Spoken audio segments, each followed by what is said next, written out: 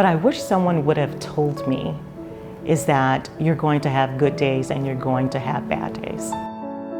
And that at the end, those good days are really going to outweigh those bad days.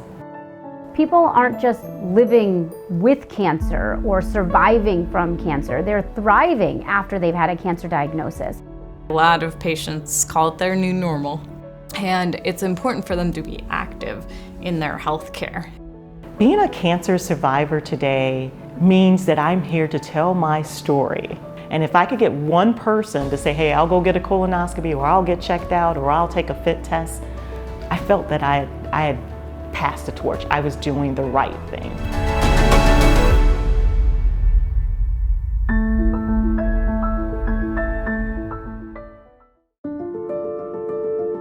My name is Wenora Johnson. I'm a 3-time cancer survivor. I'm a spouse, I'm a mother, I'm a grandmother. I work full-time. I'm a passionate patient advocate, and I'm also a Navy veteran. In 2011, I had a multitude of things going on. I was actually just getting ready to finish my master's degree. So I was excited. I thought I was getting ready to enter my next chapter until I did a routine checkup.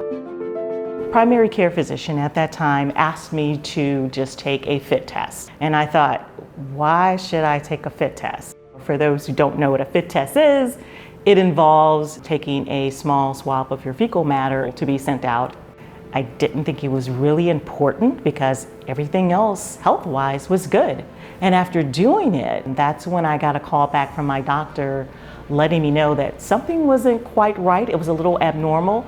After a colonoscopy was done by the specialist, she came back to tell me that there appeared to be some blockage there and that she wanted to do just a minor surgery. And I woke up to an oncologist standing next to me and telling me that you have stage 3B colorectal cancer. And not only do you have stage 3B colorectal cancer, but you've had it for 15 years. One thing we know about colon cancers in general is that they are typically very slow growing. So we can see colon cancers that have been present for years that have never been detected because people don't have any symptoms, especially in people who have a strong family history of cancers. That family history is so important, and the seriousness of it. It wasn't until I woke up from my surgery, from a colorectal cancer surgery, that my aunt called me at that moment and told me, by the way, your grandfather had colorectal cancer and he passed away from it at the age of 38. And all I could think is that, why didn't I know this sooner? After going through my entire cancer treatment, and I was 4 years out from being no evidence of disease, my oncologist suspected that I might be Lynch syndrome. That test came back positive. That was the Lynch syndrome positive.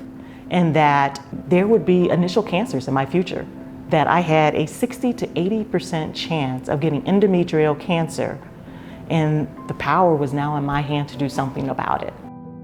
Lynch syndrome is a familial genetic disorder where if somebody has Lynch syndrome, it typically means that multiple members of their family will have different types of cancers.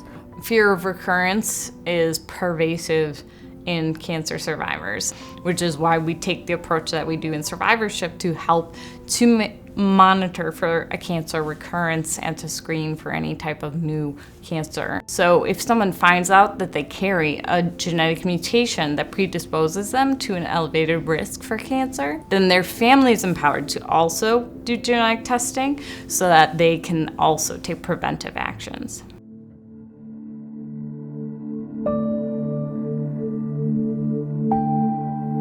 We're all broken crayons, but guess what? They still color.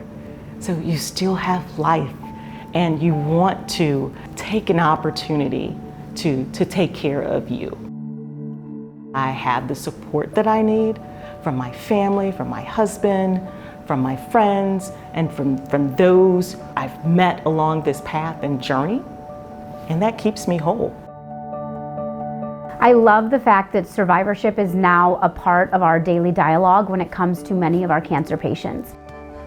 My sense of peace comes now that I am taking preventive steps so that I don't get that call that says you have cancer again, and I had it in my ability to do something, and I didn't do anything about it.